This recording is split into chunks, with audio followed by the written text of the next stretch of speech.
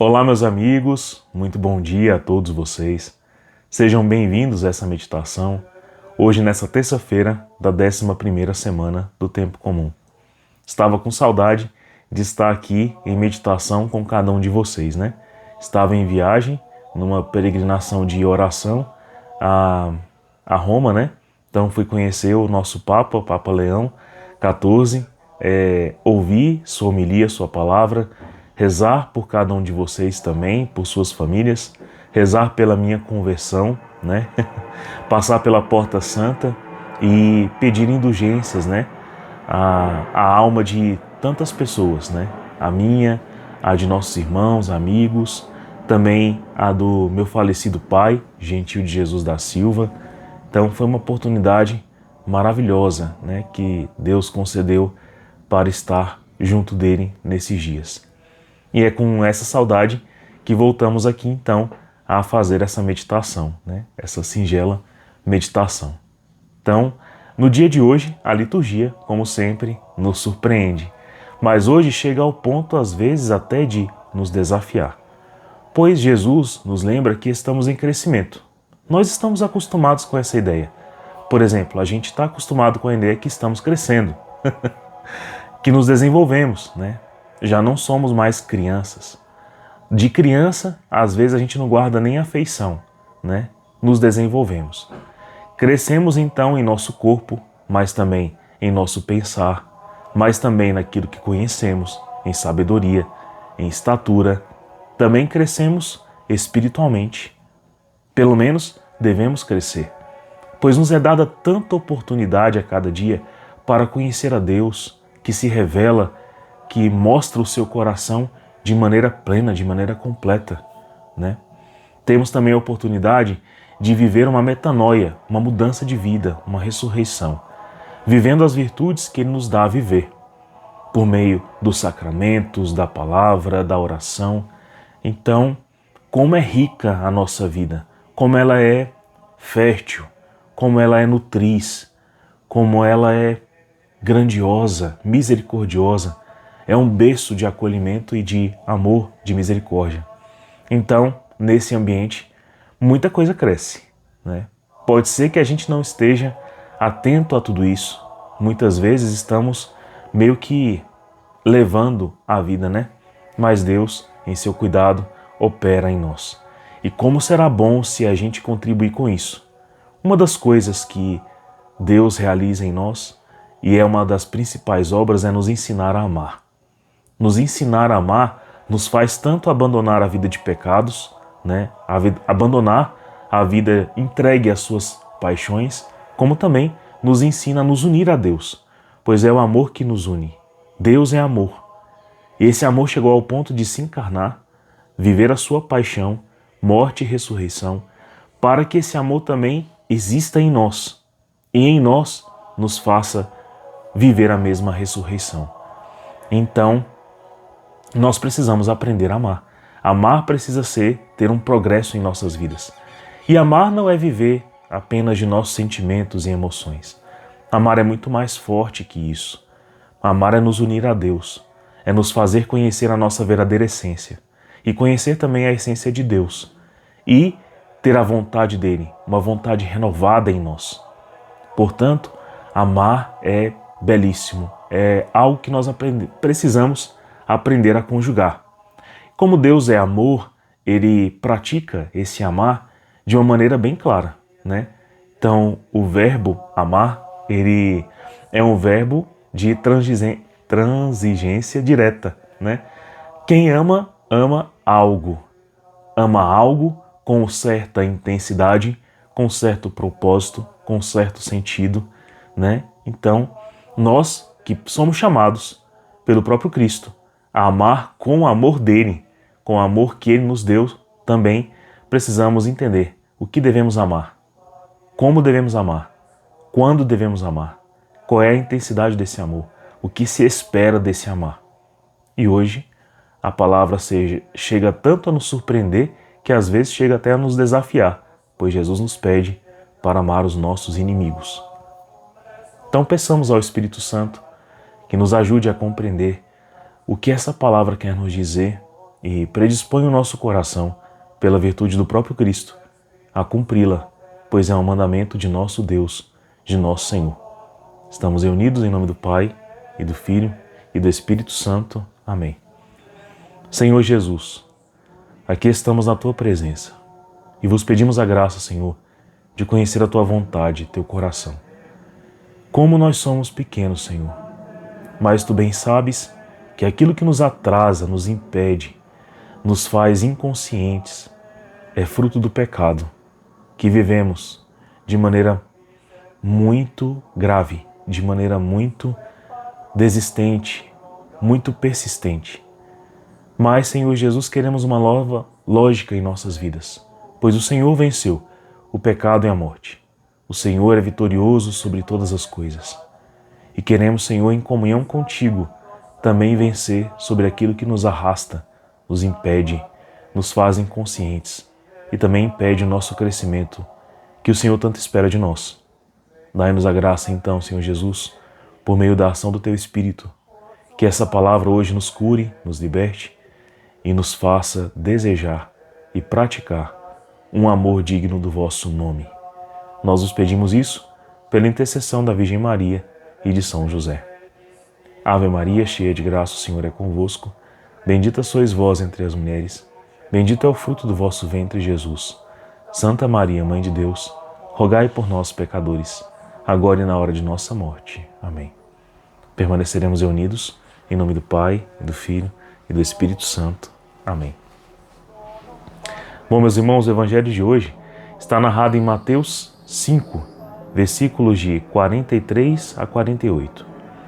E diz bem assim: Naquele tempo, disse Jesus aos seus discípulos: Vós ouvistes o que foi dito: Amarás o teu próximo e odiarás o teu inimigo. Eu, porém, vos digo: Amai os vossos inimigos e rezai por aqueles que vos perseguem.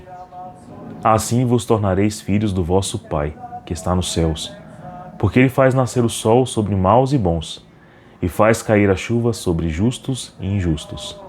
Porque se amais somente aqueles que vos amam, que recompensa tereis? Os cobradores de impostos não fazem a mesma coisa? E se saudais somente os vossos irmãos, o que fazeis de extraordinário? Os pagãos não fazem a mesma coisa? Portanto, sede perfeitos, como o vosso Pai Celeste é perfeito. Meus irmãos, o amar é algo que em nós realmente cresce, se desenvolve.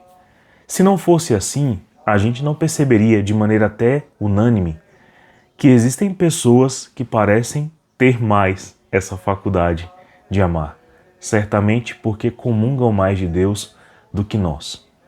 E às vezes até sem professarem a fé de maneira tão contundente como é esperado das pessoas que amam, assim a pessoa tem uma vida, mesmo assim a pessoa tem uma vida que transmite amor, transmite caridade, transmite sentido, transmite alegria de estar em comunhão com Deus, né?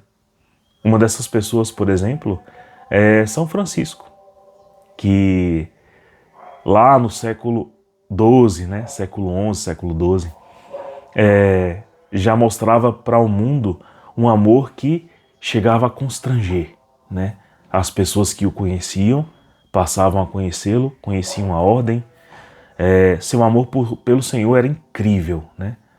A um ponto em que se algo carregasse, algo que remetesse ao Senhor, como a inscrição da palavra Jesus, da palavra Adonai, da palavra Deus, né? Já para ele era objeto de amor. Era tão profundo o seu amor que ele conseguia contemplar a graça de, desde a pequena criatura de Deus até as maiores criações do Senhor, ele conseguia identificar: foi feito pelo meu amado, foi feito pelo meu Deus, né? Pelo meu Senhor. E uma das obras principais de amor para São Francisco é o coração humano. Então, certa vez, né, vários frades chegaram para São Francisco de Assis e perguntaram assim: Francisco, irmão, não te inquieta o coração ver tantos homens e mulheres que, apesar da pregação, do evangelho, dos sacramentos, ainda pecam tanto, ainda são tão adúlteros, né? Ainda caem tanto nos pecados da carne, não são capazes de rezar, não são capazes do jejum, falam coisas muito adversas ao amor, são lascivos, são teimosos, são insistentes, preguiçosos. Não incomoda o teu coração? E ele, tão seguro do seu amor, tão seguro do seu coração, chega a dizer: como eu os amo, como eu os amo. Passaria a vida ao seu lado, né? Abraçando-os, conversando-os, escutando suas histórias, suas almas, porque são corações que, se tivessem o mesmo amor que eu tenho, se tivessem a mesma oportunidade que eu tenho, no tempo que eu tive, né? Ou até um pouco antes de mim, ou até um pouco mais tarde de mim, seriam melhores do que eu. Porque eu tendo tanto, ainda sou tão miserável, ainda sou tão pobre, tão lento, tão preguiçoso, tão lascivo, tão indigente, tão inimigo de Deus. Olha só, mesmo sendo tão amado. São Francisco dá essa prova de que não existe nenhum homem nem mulher, nada feito de carne, nada feito, né, pelas mãos do Senhor, que não mereça o Evangelho, que não mereça o amor de Deus, que não mereça a presença dele, que era um humilde servo de Deus, que não possa e não deva receber sua atenção, seu amor e a sua oração. Então, São Francisco dá essa lavada ali como resposta, né? E a gente se pergunta, realmente existem pessoas em que o amor está mais consolidado, né? Porque a gente vê vários exemplos, né, de pessoas que perdoam faltas graves, de famílias que crescem de maneira muito generosa, de crianças que desde o início da infância se veem tomados de amor pelo próximo, por Deus, pelos sacramentos, por Jesus, né? Pela vida dos santos, pela intercessão, pela oração, que se veem movidos e comovidos a viverem um amor muito autêntico, mas não tem nenhum coração que, olhando para essas almas, não se permita entender que também gostaria de ter o mesmo. Você já viu algum desses grandes santos, né? Em seus exemplos de maior amor, de maior doação, não gerar no coração humano, seja pagão, seja distante, seja aquele que nunca conheceu a Deus, que nunca ouviu sua palavra, duvido que não gere no coração de qualquer um desses um sentimento assim. Existe o amor, e ele é diferente do que o que eu tenho vivido. Ele é diferente de amar-se a si mesmo de maneira desordenada. Ele é diferente de paixão. Ele é diferente de punção. Ele é diferente de sentimentos vazios, de emotividade vazia. O amor é concreto, porque se materializou aqui, ó, na vida do meu irmão, no exemplo que ele está dando, em tudo que ele faz. Portanto, meus irmãos, nessa palavra hoje que Jesus nos dá, quando ele fala, né, assim vos tornareis filhos do vosso Pai que está nos céus, porque ele faz nascer o sol sobre bons e maus, e faz cair a chuva sobre justos e injustos. Jesus não está pedindo a nós que nós amemos o próximo com o nosso jeito velho e caduco de amar. Apaixonado, muitas vezes lascivo, interesseiro. Não. Isso é o jeito que o mundo chama amar, né? Esse é o jeito que é confortável, cômodo e até desejado por Satanás que o homem ame. Não é esse tipo de amor.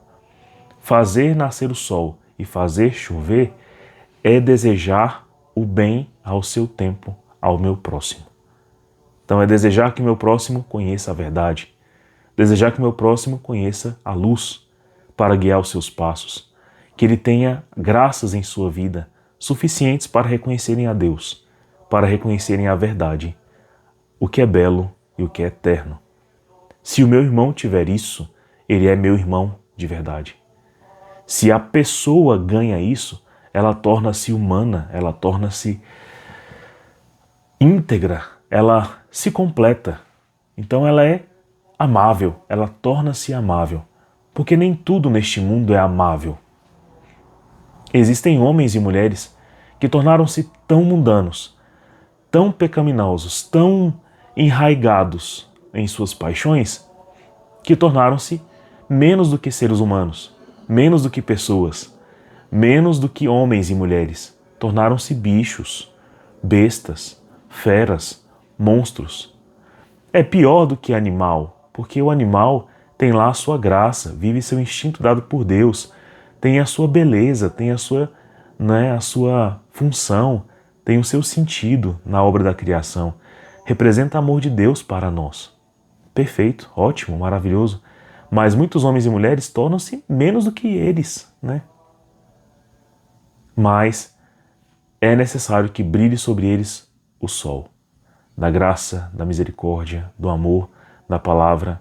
É necessário que caia sobre eles também a chuva para fertilizar, dar vida à palavra que foi semeada neles. É necessário que eles sejam tratados com diligência. Lá nessa viagem a Roma, em cima de uma frase que estava escrita assim, lá na Basílica de São Pedro: o amor é diligente, ou seja, o amor presta cuidado. Tinha uma imagem de uma ninfa olhando para si mesma, para o espelho, né?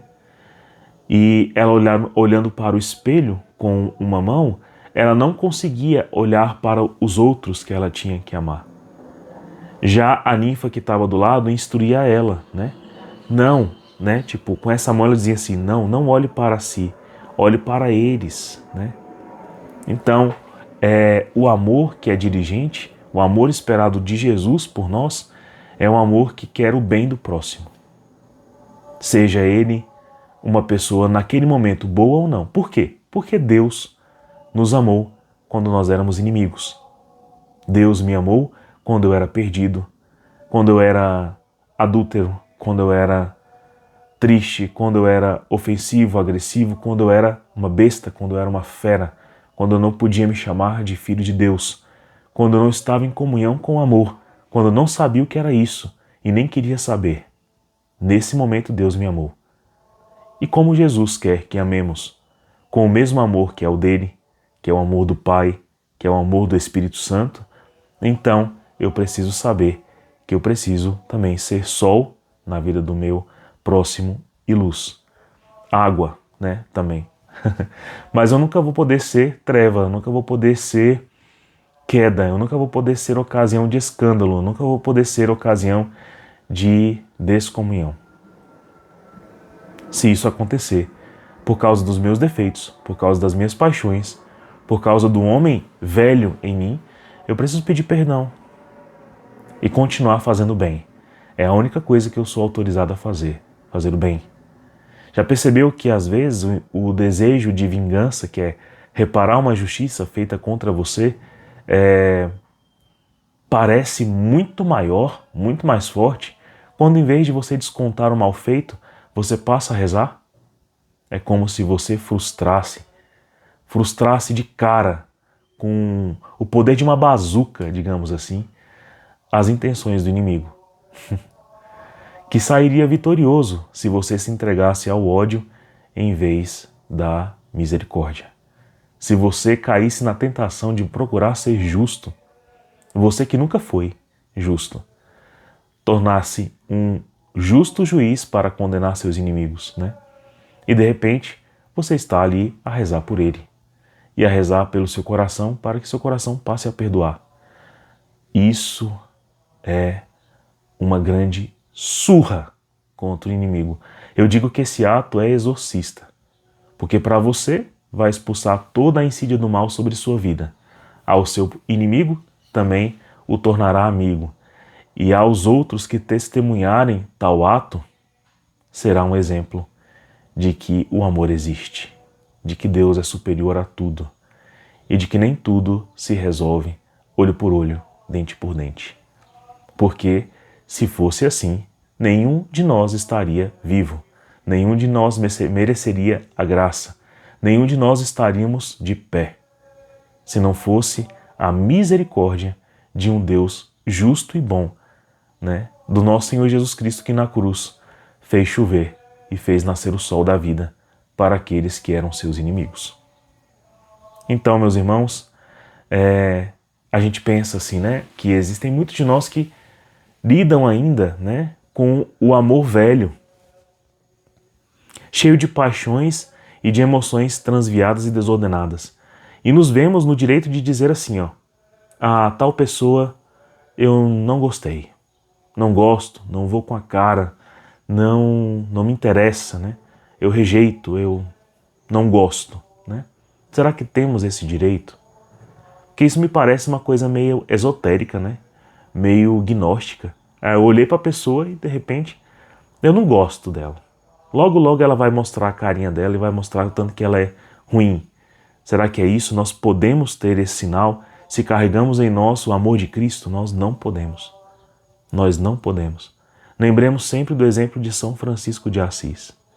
Quando, ao olhar para pessoas muito caídas, as amava muito, porque entendia que se elas tivessem as mesmas oportunidades que eu tive, a mesma história que eu tive, seriam provavelmente melhores do que eu. Porque Deus agiu com maior misericórdia para a ovelha que mais se afastou. E essa ovelha sou eu, não é meu próximo. O meu próximo, provavelmente, com toda a chance, com toda a certeza, com as oportunidades que eu tive, seria muito, mas muito mais santo do que eu. Então, meus irmãos, nunca, né, se vejam na posição assim, mas tal pessoa me feriu, mas tal pessoa mentiu para mim, mas tal pessoa eu não gosto, tal pessoa eu não vou com a cara. Isso não é uma coisa que Deus nos permite fazer. Nunca. E se existe alguém assim, né, é por ela que nós mais devemos rezar. É nela que nós mais devemos ser sol e ser chuva. Fazer recair sobre aquele coração algo que surpreenda e que destrua o inimigo com arma de bazuca, né? Com uma bala, assim, como se fosse ele ficasse acossado, inteiramente acossado. Porque o que ele espera de nós é só bagaceira. E o que ele semeou em nossa vida é só derrota, é tristeza, é vingança, é medo, é ódio, é violência, é guerra, né? Mas no coração em que habita Deus, isso não existe. Então, analisemos o nosso coração no dia de hoje e pensemos como eu posso fazer o bem. Às vezes, o único bem que eu posso fazer por alguém, único, é rezar. Que seja assim. Rezar, pois já é um bem imenso. Então, Jesus não pede aqui que você seja, por exemplo, afetuoso, próximo e tudo mais. Ele pede que você ame, que você reze, que você faça o bem, né? Amai os vossos inimigos, rezai por aqueles que vos perseguem. É isso. É isso que nós devemos fazer. Mas, mesmo quando nós temos uma pequena rusga que não se justifica, isso também precisa ser purificado. Porque provavelmente, desse tipo de perdão, existiria um convívio mais salutar ainda do que simplesmente a oração. Enfim, num coração que tem Deus, não existe esse negócio de não fui com a cara. Porque nós estamos vivendo um amor, um mandamento muito maior por Deus. E Ele nos faz enxergar o próximo como uma oportunidade, não como o nosso adversário. Temos apenas um adversário, o inimigo e seus sequazes. Os homens e as mulheres feitos de carne, que mal podem me fazer? Na verdade, eles precisam ser amados por Deus para deixarem de ser inimigos de Deus e assim deixarem de ser meus inimigos. Deus abençoe você, tenha um santo dia. Até amanhã.